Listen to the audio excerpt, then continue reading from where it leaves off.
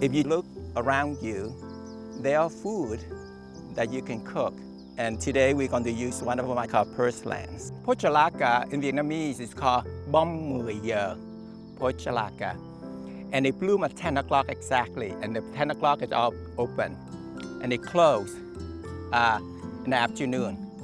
So that's the flower, Pochalaka, 10 o'clock. So here's Purslanes. You can find everywhere. They're so nutritious. You know, the more you pick them, the more they come back. And they're very healthy to eat, so it's a good thing. And this is delicious. Okay, olive oil. Okay. But if you want more flavor, you can even put a few drops of soy sauce. If you want to, okay, you can do that.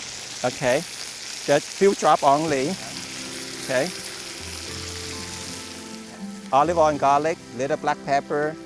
That's just the basic stuff. If you look around, there's few things that you cannot eat except poison ivy. But you can eat many things around.